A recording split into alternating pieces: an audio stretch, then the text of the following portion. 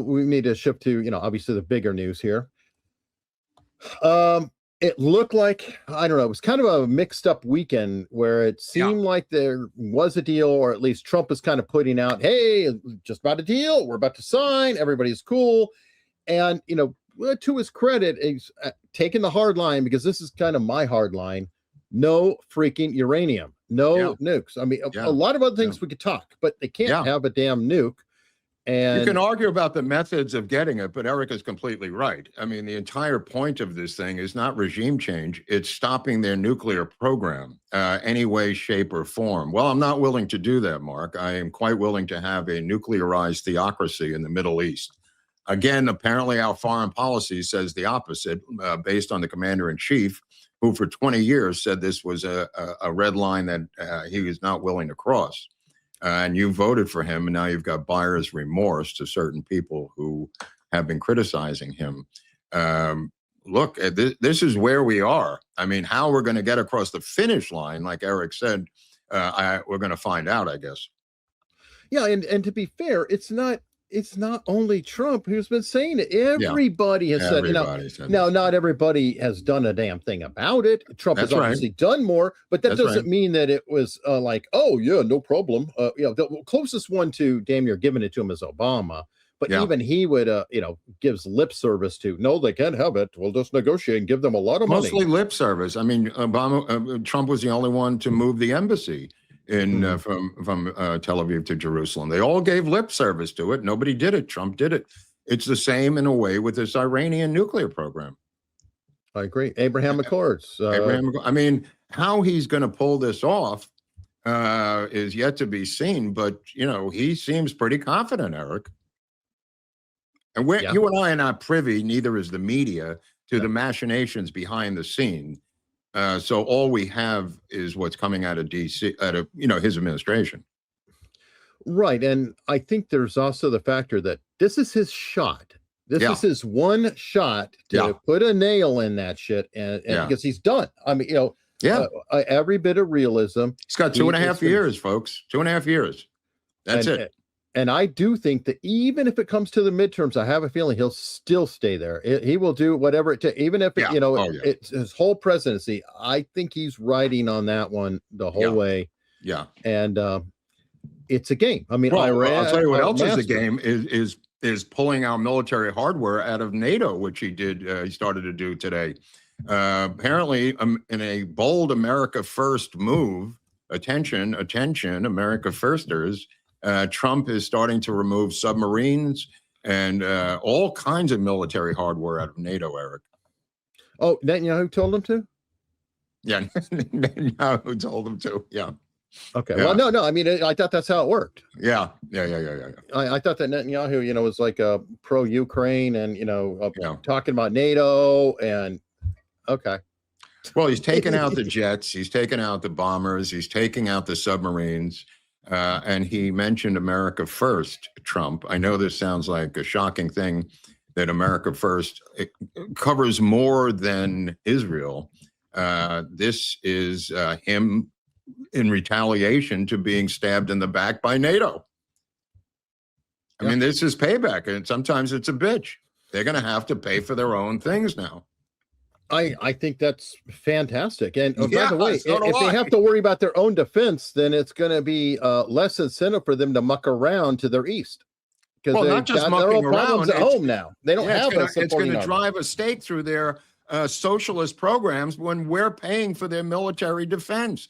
Good luck with your socialist programs when you've got to take 5 to 7 to 10% of your GDP for your military. Good luck with that afterwards. Let's see how socialist you are then. Yep, and let's see how adventurous you are. Yeah. Oh, yeah. That's true too. That's what I'm talking about. Yeah. It's like all their was it bellicose comments to to Putin and stuff. They're terrified of that. I mean, let's be honest. Not only that. I mean, they're the ones keeping this war alive. It's on embers right now, and the EU is still supplying money and military hardware to keep this thing going. So now, you guys can keep it going. Good luck. Good luck. Thanks for coming by. Tell him what he's won, Bob. Are you hearing these rumors like I am that and this is from J.D. Vance's office and also from Luna's office, that they're about to release documentation on where the foreign money is coming to these podcasters. Ooh. I heard this from multiple sources that Luna is going to release it, from her oversight committee, and J.D. Vance is going to release it. I think that some of it's starting to leak out already. Yeah. Where was Massie's money from? The massive amount of Massie money, apparently not so American. No, as a matter of fact, we have a little clip on. I forgot about that clip. This thing's gold, Hunley. I know. You got to give me a second. Go ahead. No, take your time. Take your time. We could talk about Jackson Dart, the quarterback of the Giants. Oh, please. Please. I've been waiting all day for that. Jackson Dart, one of the great moments of all time, going up to Suffern, New York, where people in New York know where Suffern, New York is. Right outside of the city, Trump was doing I think a commencement speech or something, or rally. And Dart, the quarterback of the Giants, introduced him at the rally. Who cares, right? They went batshit freaking crazy in New York over this thing. People burning their season tickets, the fellow members of the team saying, you can't do this, you can't have a political opinion, you can't be backing Trump, as if they lived in a totalitarian football regime somewhere. And I could only point out to these douchebags, one of the head douchebags was this guy who's their black linebacker, who criticized him the most for the Giants, who said that he was backing a racist and did this and that. That black linebacker asked a guy who is a legend for the New York Giants named Lawrence Taylor if he could have number 56 to use on his own jersey. Lawrence Taylor told him to go fuck himself. Lawrence Taylor went on the stump for Donald Trump as an ex-New York Giant, campaigning as a Democrat for Trump. And he is the most famous New York Giant in Giants history. You can ask LT, forget about the kid who's the quarterback.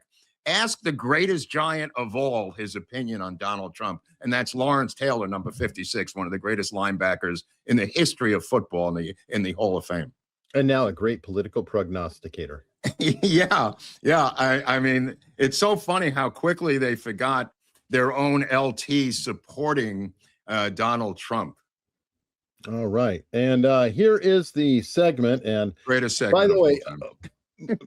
Look at the indulgent "I would love to kill you or poison your coffee" look of Anna Kasparian. She's the second from the left. That is right. That expression right there is when the husband just goes out and walks the dog again. Look at that face. Home. Look at that stone face. Yeah, that is a stone cold killer. And that's face. What's his name with the earbuds and the pompadour there. I forget. Robbie Suave. Suave. Right. And I don't know who the other guy is, the guy doing the talking. But no, but you like him. Oh, I love this guy. All right, so let's hear what he has to say. We're not going to do all of his 4-minute segment, but he does come on, give us a couple of minutes, Hunley. Give us right. No, I will give a couple of minutes, but we'll say that last episode, I believe it was, I said, look up who donated money to Massie, because we were talking about, it's AIPAC. Well, you know what? He does a nice job at break some of it down. It's interesting that you talk about Zionist billionaires, because actually Jeff Yass funded Thomas Massie's campaign as well. I find it interesting that you don't talk about NIAC, the National Iranian American Council. I find it interesting you don't talk about the Council on American Islamic Relations. I find it interesting you don't talk about the Jordanian Muslims, the Marouk family, who also funded him. You don't talk about the Iranian Joe Kini, who I hope I'm pronouncing his name correctly. I find it interesting that you're talking about how AIPAC has this ability to simply fund elections. Just watch her expression and just tell me what she's thinking. Is it a dagger or a axe? I don't know. She's not happy. No, she's not. With any money they want, yet Maureen Galindo, who said that American Zionists need to be put in internment camps, actually won her election yesterday. Chris Rabb, who said that the Bondi Beach massacre, which killed 10 Jews by an Islamist, including a 9-year-old girl, Matilda, he said it was a false flag. He won his election yesterday. So if AIPAC is, buying any election they want, how come they didn't buy those elections? Why did they allow those candidates to win? So again, if you want to focus on money, then sure, Thomas Massie also raised $15 million from Islamist groups, from far left Democrats. He went on your show repeatedly. But look, Kamala Harris raised $1 $1 billion. He did not go on our show repeatedly. You made that up. Excuse me. He went on your show the day before the election. All right. You can't just lie. Oh my He God! came on for a second. On your show the day before the election. Technical issues and had to drop off. I am making the point that even if you have money in politics. Oh, she has technical issues. Is going to be dropping, or he had tech. Okay, right. This is funny. I'm willing to bet $100 that he has been on the Young Turks at least twice, right? Which would be multiple times, right? That's repeatedly. He repeated the visit. Yeah. But this is all she's got. She wants to interrupt his flow. So she just jumped on the word repeatedly, but go on.